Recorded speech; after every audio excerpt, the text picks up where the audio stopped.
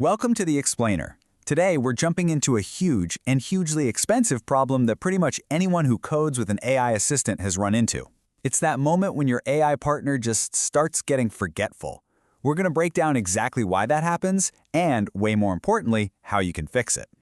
Okay, so let's set the scene, right? You're deep in a coding session, maybe 20 or 30 minutes in, you're in the zone, and suddenly your AI has no idea what you're talking about. It can't find files it literally just created, it's lost track of the task. If that sounds familiar, you've slammed right into a very common and very costly wall. So what's going on here? Well, this whole frustrating mess has a name: context bloat. Basically, every time your AI uses a tool, it takes the entire raw output and just shoves it right into its memory. That's the context window. It's like clogging the pipes with a ton of junk data it doesn't really need. And just to give you an idea of how fast this happens, a single snapshot of a web page using a tool like Playwright, boom. That's 56 kilobytes of your precious context gone, just like that. And it doesn't stop there. How about reading just 20 GitHub issues to get up to speed? Well, that's another 59 kilobytes down the drain. You can see how this adds up, like ridiculously fast. You do this just a few times, maybe during the planning phase of your project, and you could burn through 70% of your AI's memory before it's even written one line of code. So yeah, in less than 30 minutes, your session is totally compromised, the AI starts forgetting everything, and you're paying for all those wasted tokens. So, what if there was a better way? Well, let's talk about this solution. It's a Meta Controller Protocol, or MCP server called Context Mode, and it is designed specifically to solve this exact problem of context bloat. So the key here, the really crucial point, is how it changes the whole conversation. Instead of your AI just talking directly to your system and getting flooded with all that raw data, Context Mode slides a smart little virtualization layer, a sandbox, right in between. And this really shows you the secret sauce. The sandbox intercepts those massive tool outputs. It completely stops the raw data dump. And instead, it intelligently indexes everything into a local database. No more junk in the context window. Now, just look at the results of that indexing. It's kind of wild.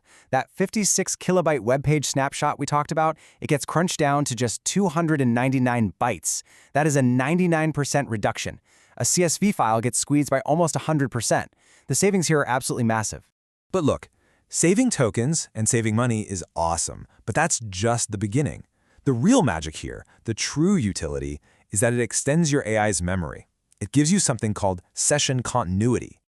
And honestly, the best way to think about it is like a save checkpoint in a video game. It's just quietly working in the background, constantly monitoring what you're doing, and creating a persistent memory for your entire session. So how does it pull this off? Well, it uses hooks to watch every single file edit, every Git operation.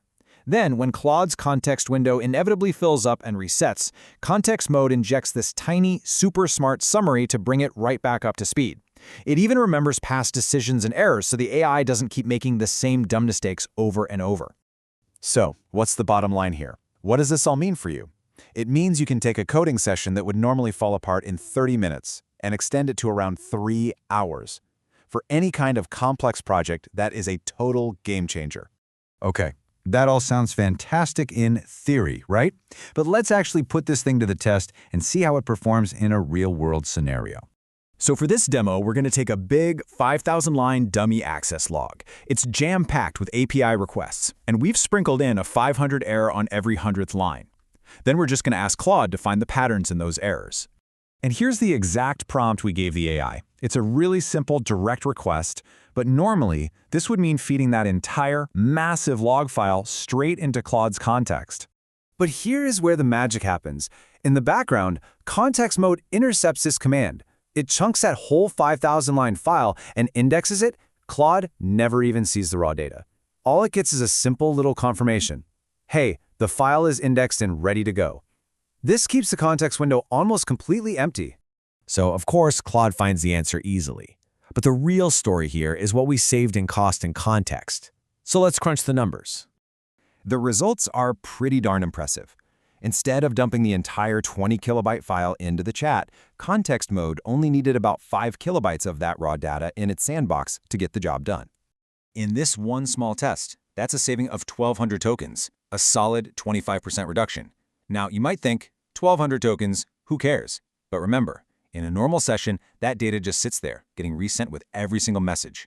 With bigger files, that 1,200 token saving can easily snowball into 100,000. But like we said before, the ultimate goal here isn't just about saving money, even though that's a pretty nice bonus. It's really about making the AI smarter and a more effective partner for you. And this quote just hits the nail on the head. When you clear all that noise, all that raw, useless data out of the context window, you're leaving more room for what you actually want the AI to do: reason. You're giving Claude the breathing room it needs to be a much better engineer. And maybe the best part of all this? Getting started is unbelievably simple.